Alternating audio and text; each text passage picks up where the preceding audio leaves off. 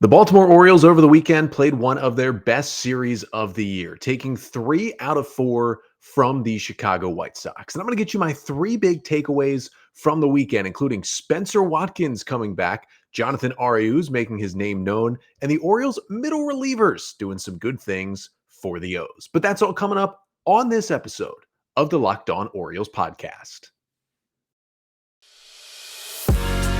You are Locked On Orioles, your daily Baltimore Orioles podcast. Part of the Locked On Podcast Network, your team every day.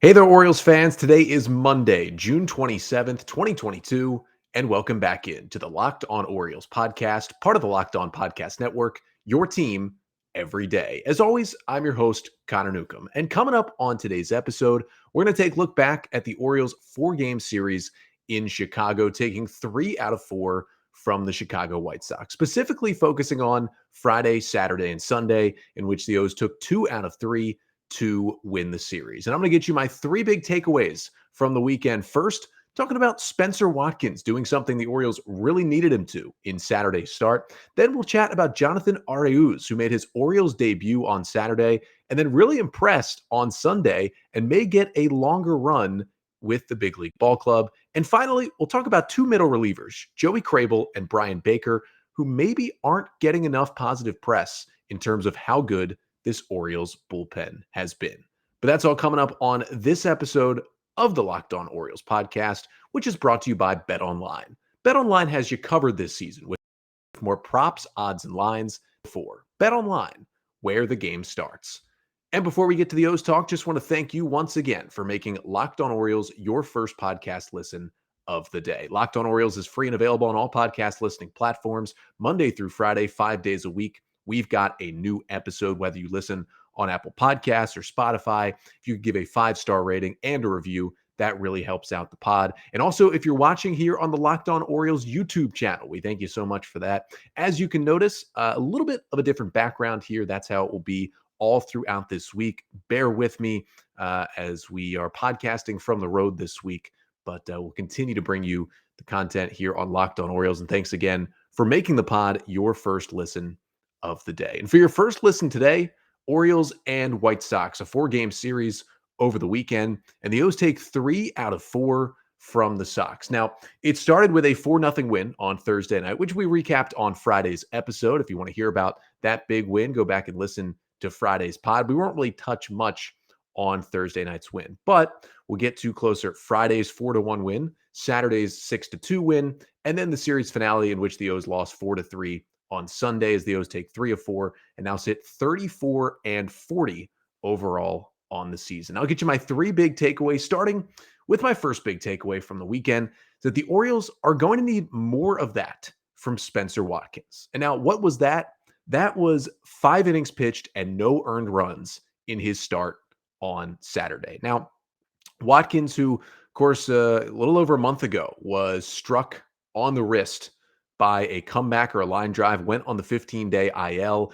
Took him a little longer to come back, and when he did, the Orioles sent him directly to AAA Norfolk. Now, he made 3 starts in Norfolk down there, and we knew he was potentially an option to start this weekend for the Orioles because the O's, for the first time, needed a starter after sending Bruce Zimmerman down to AAA to work on his mechanics. And we figured Watkins was the guy. And Watkins did start on Wednesday night for Norfolk, but they pulled him after 1 scoreless inning to keep him fresh for this weekend. At that point, we pretty much knew Watkins was going to be the guy. And so Watkins was activated back to the roster on Saturday. Marcos Duplan was optioned to AAA in the corresponding move. He was only up for a couple of days just to be an extra bullpen arm and did not pitch in those 2 days he was up with the team in Chicago. But Watkins is put on the roster and has to start, and he was looking like the guy he looked like kind of early this season. Final line for Spenser Watkins. He goes 5 innings, allowing just 5 hits and 1 unearned run on the day. It was 2 errors by the Oriole defense in the 3rd inning of that game on Saturday that allowed the only run to score. He struck out 4, walked only 1, and he only threw 78 pitches in this game and allowed only 4 hard hit balls in 5 innings.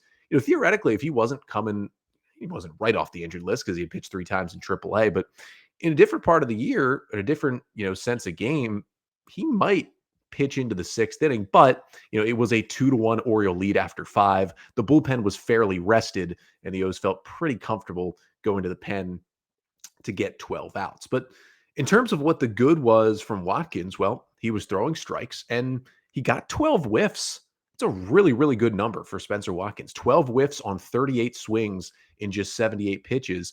And the thing that was really positive is that while his fastball velocity was down, the effectiveness seemed to be up for Spenser Watkins. He threw four-seam fastballs the most. 28 of his pitches were four-seamers. That was 36% of the time.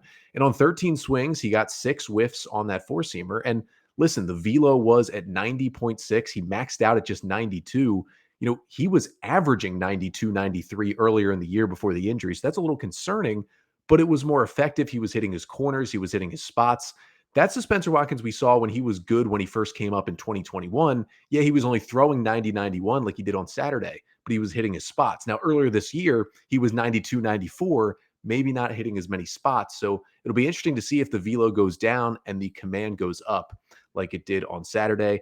And then he got 2 whiffs on the cutter, 2 on the slider, and 2 on the curveball. Even threw a couple of changeups in there, used 5 different pitches, mixed them well, and kept the White Sox off balance. And at the end of the day, Spenser Watkins is going to be in this rotation for a little bit. At this point, he took Bruce Zimmerman's spot, who is still working things out in AAA, has made 1 appearance down there so far with varying results. But if you look at the rest of the state of the rotation, John Means out for the year. Grayson Rodriguez probably not going to pitch in the big leagues this year with his injury. Of course, Zimmerman in AAA. I don't think we'll see him till after the All-Star break. And then you have DL Hall, who is struggling and is probably, lengthening his timeline to get to the bigs. He pitched in AAA on Sunday, did Hall, 3 1/3 innings, 7 runs on 6 hits, 2 Ks, 5 walks, and a homer. You're not coming to the big leagues 5 days after that. So it's going to take a little more seasoning for DL Hall. And then you add in, guys like Mike Baumann are basically relievers at this point. Alexander Wells is still hurt. Zach Lowther, we know, has been a disaster this year. He's not an option. So all these guys you have on the 40-man as potential options are just kind of not there. And so Watkins was going to be the guy at least until Bruce came back. Then you add on basically the reason why Watkins and Austin Voth had to start this weekend is Voth ended up starting the Friday game and pitching 3 solid innings. Kyle Bradish went on the injured list as the O's put Bradish on the IL before Thursday's game. Now, it was a 15-day injured list stint. They called it right shoulder inflammation. It was retroactive to June 21st. So it won't be too long a stint. And Bradish did talk to the media before Sunday's game and did say that he feels good and feels like it'll be just that exact 15 days and he'll be back off the injury list. Brandon Hyde said it might take a few more days, more than 15, but they don't expect it to be a long-term absence for Bradish. But he was struggling, and you're still going to miss, 3 starts of Bradish's turn. So you got to go to Spenser Watkins. And now your rotation is Tyler Wells, Jordan Lyles, Dean Kramer, Austin Voth, who hasn't pitched more than 3 innings in a start, and Spenser Watkins. So you're going to need these strong innings from Spenser Watkins. And if it's going to be 5 innings, it's going to be 5 innings. But he can give you no earned runs or 1 run. The bullpen can handle the rest. It's been so good. And so at the end of the day, the O's loved that start. I love that start from Watkins on Saturday. We're not expecting much from a career minor leaguer who's 30 years old. But if he can get that, especially against at least a solid offense in the Chicago White Sox, try and still get through this tough spot of starting pitching that they are in. But Watkins was not the only guy who was added to the Orioles roster before Saturday's game. They also made another roster move, adding Jonathan Araúz to the roster for the first time with the O's this season. And he started both games, Saturday and Sunday, and I was pretty impressed. Not a lot of ABs, but I liked what I saw. So coming up next, we'll talk about the performance from Araúz in his Orioles debut and what his role could be moving forward. And is there a spot for him in the Oriole infield throughout the rest of this season? But first, got to tell you about Athletic Greens. And AG1 from Athletic Greens is a product that I literally use every day, and many do as well. And I started taking AG1 because, well, I wanted better gut health and more energy for this podcast and an optimized immune system as well. But many ask, what is this stuff? Well, with one delicious scoop of AG1, you're absorbing 75 high quality vitamins, minerals, whole food source superfoods, probiotics, and adaptogens to help you start your day right. The special blend of ingredients supports your gut health, your nervous system, immune system, energy, recovery, focus, aging, just supports everything. And you can fit AG1 into any diet. It contains less than 1 gram of sugar. There's no nasty chemicals, no artificial anything, and it supports better sleep quality as well. It's got so many pluses, and plus that costs you less than $3 a day. You're investing in your health, and it's cheaper than getting a coffee every day. And AG1 Athletic Greens, it was created when the founder experienced a ton of gut health issues, ended up on a complicated supplement routine, cost $100 a day, and then created Athletic Greens and solved that problem. So right now, it's time to reclaim your health and arm your immune system with convenient daily nutrition. It's just one scoop in a cup of water every day. That's it. No need for a million different pills and supplements to look out for your health. And to make it easy, Athletic Greens is going to give you a free 1 year supply of immune supporting vitamin D and 5 free travel packs with your first purchase.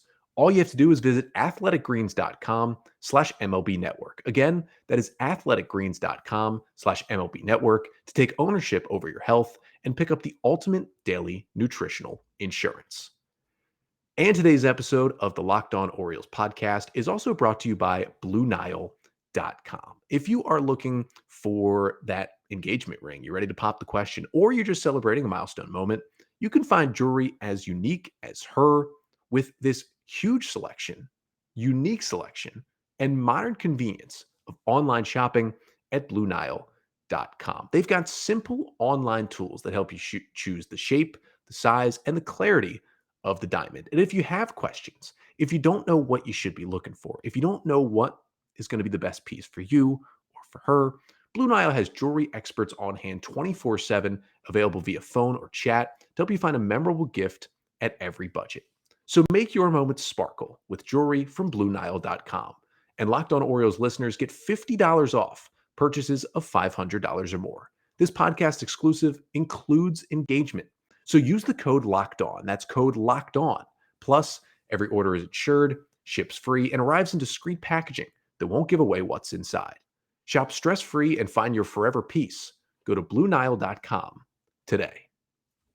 So the Orioles take 3 out of 4 from the Chicago White Sox over the weekend. I'm getting you my ways from the weekend series. And, we talked about Spenser Watkins coming back onto the roster and impressing, but a guy who joined the roster for the first time and impressed was Jonathan Araúz. And my second big takeaway from the weekend is that Araúz, won't be a huge contributor, but could be something for the Orioles, because we talked a couple of weeks ago when the O's claimed Araúz on waivers off the Boston Red Sox. He's been kind of back and forth between AAA and the bigs with Boston since he made his major league debut during the 2020 season. And, as a utility infielder, can play second, short, and third, a switch hitter, only 23 years old, a solid hitter, not a lot of power, and is a pretty good defender, at each of those positions.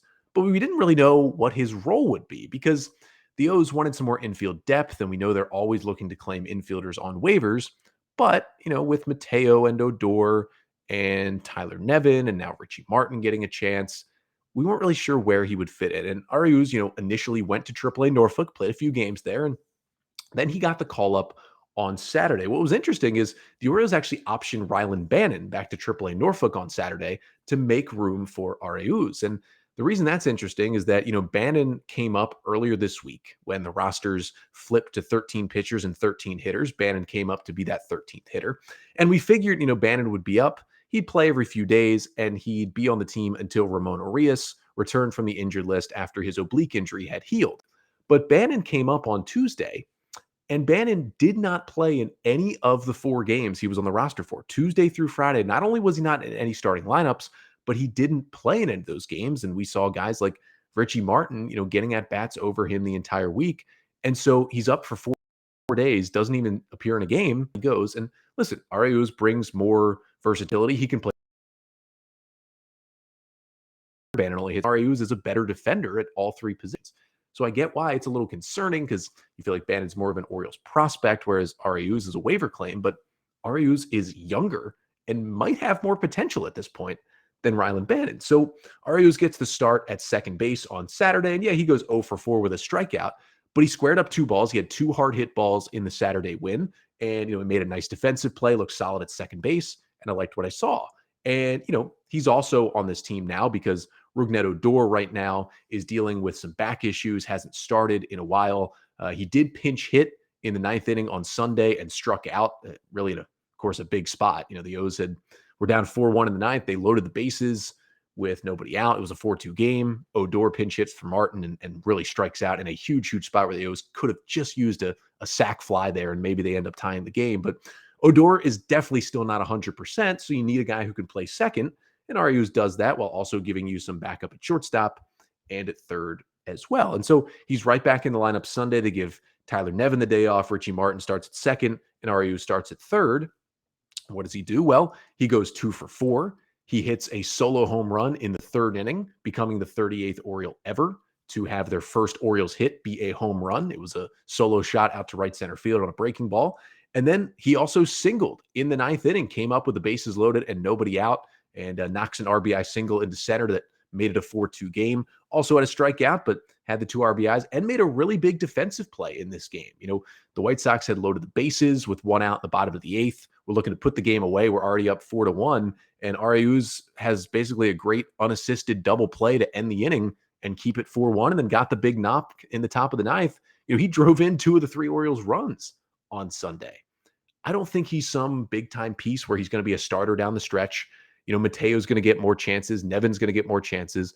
Obviously, when Ramon Arias comes back, we're not really sure when that is. He's doing baseball activities. He's swinging, but I wouldn't think he will join the O's in Seattle. I'd say at the very earliest, maybe next weekend, we see Arias back in the lineup.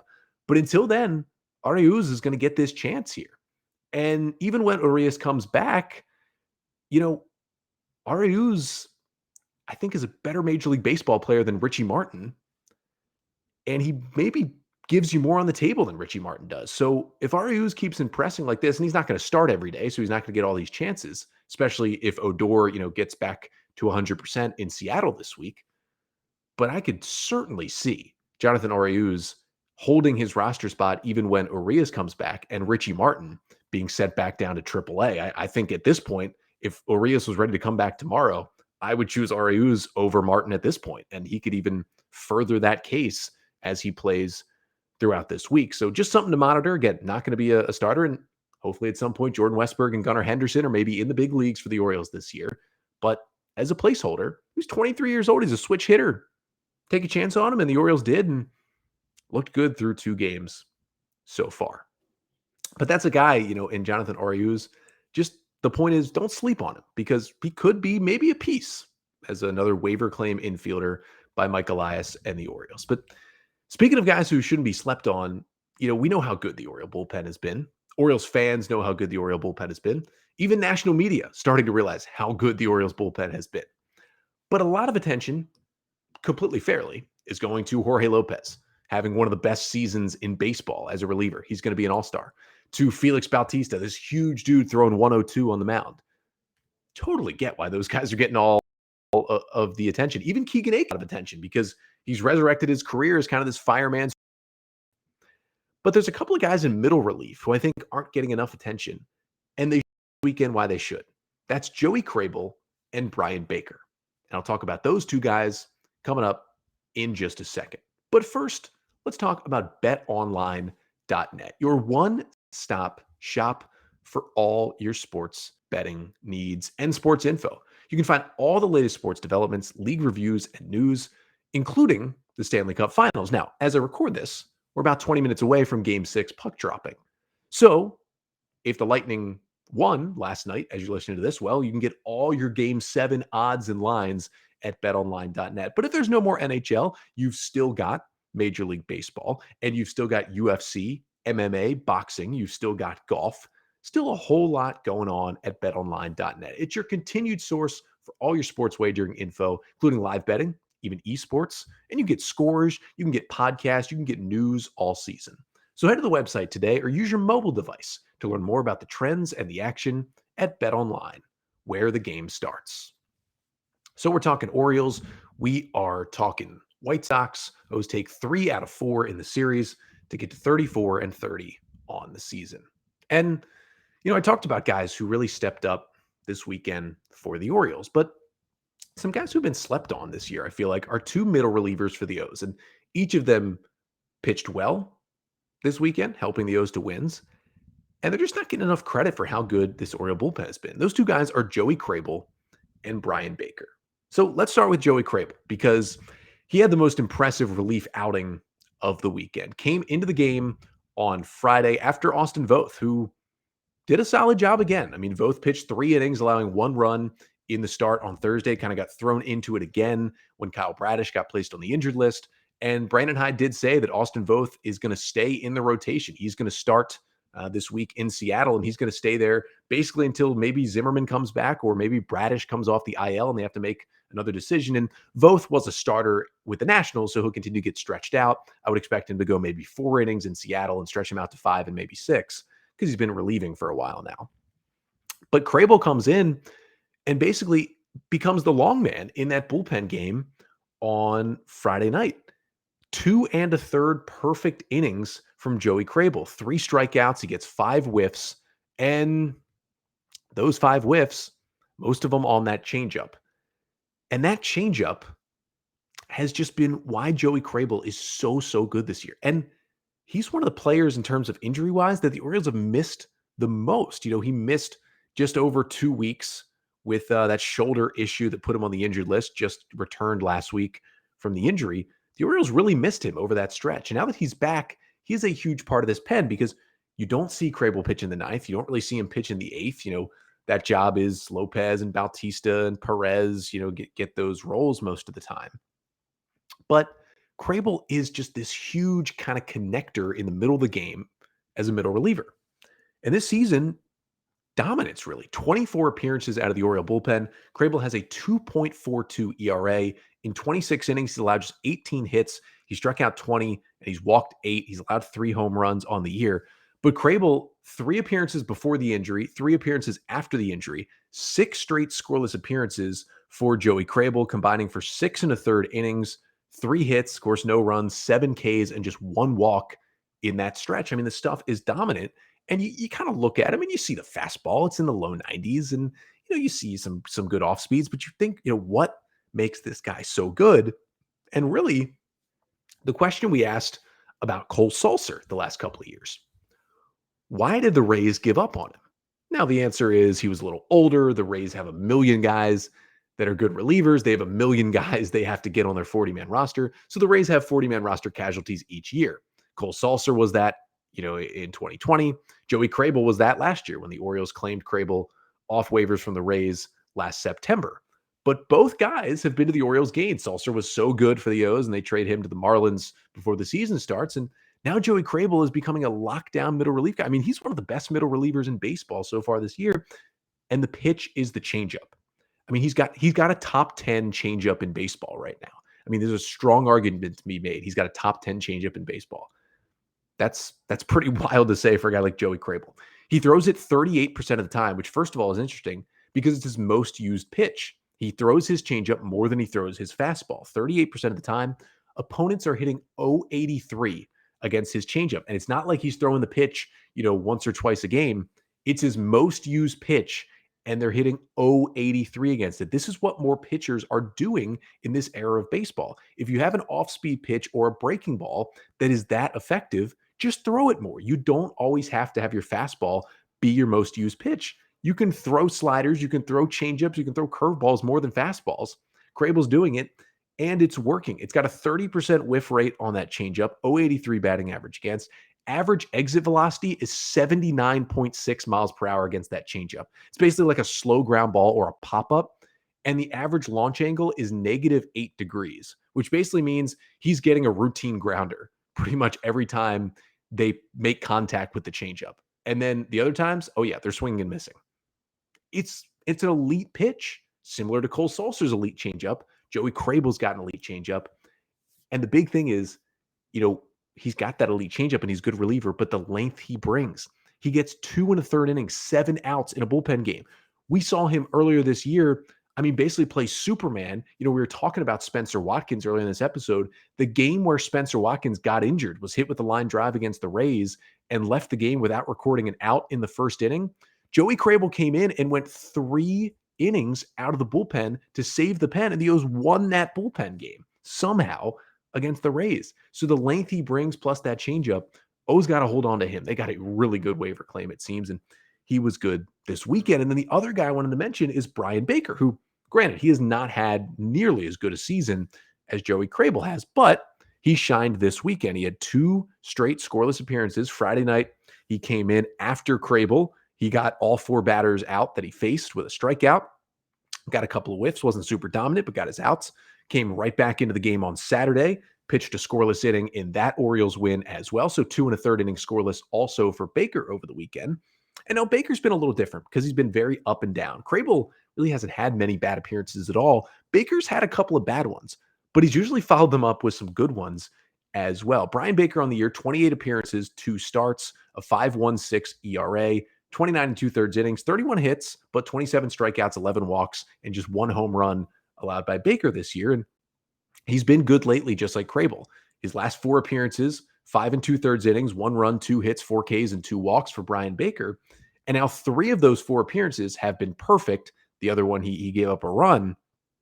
But those 4 appearances have each come after his worst outing of the year, where he didn't get an out and allowed 2 runs 5 appearances ago. But the reason I want to talk about Bryan Baker is just he's been kind of volatile. Yes, he's had some bad appearances, but also he's twice started a bullpen game and pitched into the 3rd inning, pitched well, and helped the Orioles win a bullpen game against a good team 2 times this year. Just like Krehbiel, he gives length. Multiple times he's gone more than 2 innings as a reliever. That is huge, especially on this Orioles team, like we talked about earlier in the episode, that is starving for starting pitching right now and is celebrating when they get 5 innings out of Spenser Watkins, and honestly is happy when they get 3 strong innings out of Austin Voth like they did on Friday. If you can go to Krehbiel and you can go to Baker, you can get through the middle of a game and get it to Lopez and Bautista to get everybody out like they've done all season. But for Bryan Baker, his pitch is the 4-seam fastball. Throws it 58% of the time, about 95 miles per hour he averages, and it's got a 212 batting average against, 27% whiff rate. Guys really aren't hitting that pitch hard at all. The issue with Bryan Baker is his number 2 pitch is his cutter, which is a 410 batting average against it, 538 slugging against it. He throws it 29% of the time, and guys are hitting 400, over 400 against that cutter. But the issue is his 3rd pitch is his changeup, which he really liked last year in AAA with the Blue Jays. He just does not have that changeup command right now. I think he threw 2 changeups in the game on Saturday.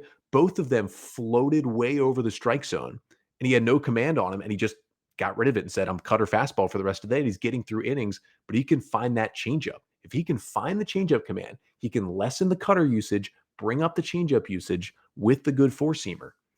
He's going to get his numbers closer to Krehbiel, and the Orioles bullpen is going to get even better. But just wanted to shout out those 2 guys because been a little overlooked this year, but really, really good stuff from those 2 new righties, both waiver claims out of the Oriole bullpen. And that's what made this weekend so cool. I mean, Friday night, my favorite stat of the weekend that I tweeted out, all 5 pitchers that were used in Friday night's game, all waiver claims by the Orioles. Austin Voth, Joey Krehbiel, Bryan Baker, CNL Perez, and Jorge Lopez combined to take down the White Sox 4-1. They allowed just 1 hit as a staff in that 4-1 win. Those 5 waiver claim pitchers. And a year ago, 3 of them were in AAA. And the O's found all these guys on waivers and put together a 1-hitter to beat the White Sox on the road. Fun weekend of baseball for the Orioles. Listen, they're not a playoff team yet. They're not going to finish over 500, but they are way more fun. Way more fun. And we're starting to see positives from this Orioles rebuild. But the O's do win it. 3 out of 4 over the weekend. Next up, to the West Coast quickly for 3 games in Seattle with the Mariners starting tonight at 10:10 Eastern time. Now, a little bit of a change on the podcast for the next 2 days. Not exactly sure how the schedule of the pod is going to work out, but it looks like there's a good chance that you're not going to get the podcast at the usual, 5 a.m. Eastern time posted on audio and then around 8 a.m. on YouTube. Podcast's going to come in a little bit later on Tuesday and on Wednesday, just because the Orioles play the 10 o'clock games. I'll want to get you the game recaps, but they're going to come a little later in the day.